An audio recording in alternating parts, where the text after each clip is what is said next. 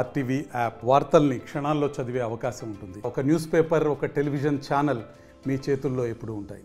ఏడుకొండల వారు కొలువైనటువంటి తిరుమల శ్రీవారి లడ్డూ ప్రసాదానికి సంబంధించి ఏదైతే కల్తీ నెయ్యి వివాదం అయితే ఉంది, ఈ కల్తీ నెయ్యి వివాదానికి సంబంధించి ఇప్పటికే కూడా ప్రపంచవ్యాప్తంగా హిందూ సంఘాలు కావచ్చు, అదేవిధంగా రాజకీయ పార్టీలు కావచ్చు పెద్ద ఎత్తున దుమారం రేపుతున్నటువంటి పరిస్థితి. ఈ కల్తీ వ్యవహారం పైన ఇప్పటికే తిరుమల శ్రీవారిని దర్శించుకోవడమే కాకుండా అందుకు నిరసనగా ప్రత్యేకమైనటువంటి పూజలు కూడా నిర్వహిస్తారు. ప్రస్తుతం ఈ వివాదానికి సంబంధించి బీజేపీ తెలంగాణ నాయకురాలైనటువంటి మాధవీలత ప్రస్తుతం తిరుపతి చేరుకున్నారు. వందే భారత్ ట్రైన్లో ఆమె చాలా భజన చేసుకుంటూ కూడా హైదరాబాద్ నుంచి ట్రావెల్ చేసి తిరుమల కొండకు పయనం అవుతున్నారు. ప్రస్తుతం మనతో పాటు మాధవీలత ఉన్నారు. మేడం నమస్తే. నమస్కారం మేడం, ఏంటి ఈ వివాదాన్ని తెలుసుకున్న అనంతరమే దీక్ష తీసుకొని రావడం జరిగింది, అసలు ఏంటి? మా చిన్నతనం నుంచి కూడా, అంటే చిన్నతనం అని చెప్పడం అంటే ఎప్పుడెప్పుడైతే కాంగ్రెస్ హయాం ఉంటూ జరిగిందో అప్పటి నుంచి కూడా మనకు తెలుసు కొండ మీద శ్రీవారితో ఏదో ఒక వాద వివాదం ఉండేది. ఆయన నగలు పోయాయని ఒకటి, ఆయన వజ్రాల కిరీటం పోయిందని ఒకసారి, ఆయన ఆస్తులు మాగాణులు భూములు ఆక్రమించుకున్నారని ఒకసారి, హుండీలోని డబ్బులు పరమత పరధర్మాలకు వెళ్ళిపోతున్నాయని ఒకసారి. ఇంకా ఇది తారస్థాయి. అంటే ఎంత నీచానికి ఒడిగట్టడం అంటే ఇంతకన్నా దౌర్భాగ్య స్థితి ఒకటి ఉండదు.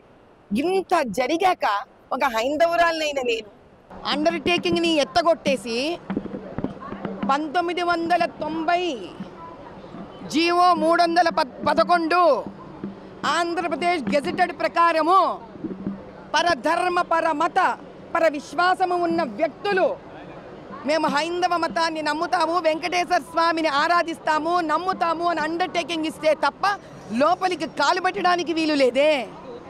దాన్ని నువ్వు సెప్టెంబర్ 2020 రోజు నీ చిన్నాయన అయిన సుబ్బారెడ్డి ఎట్లా తొలగించినాడు?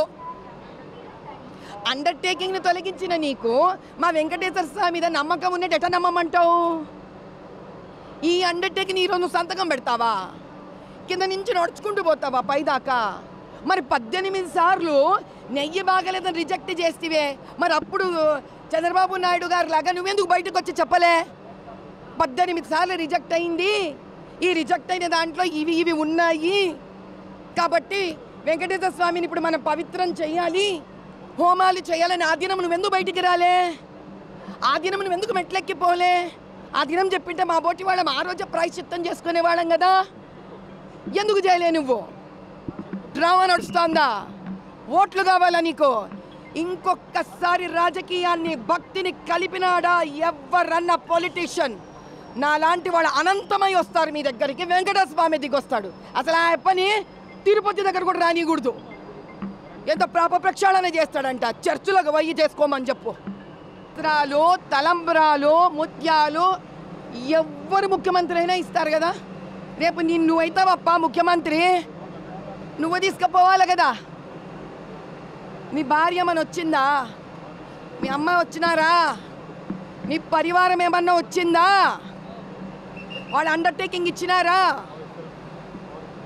నువ్వు చీఫ్ మినిస్టర్గా గవర్నమెంట్ డబ్బు పెట్టుకొని నువ్వు తీసుకుపోయేది ఏం గొప్ప? అక్కడ ఎవరిని పెట్టినా తీసుకుపోతారు. నువ్వు చీఫ్ మినిస్టర్గా రూల్ బట్టి పోయినావు. హిందుత్వాన్ని నమ్మి గౌరవించి పోలే నువ్వు. అర్థమైందా? చీఫ్ మినిస్టర్గా నేను చేసిన అంటావేంటి?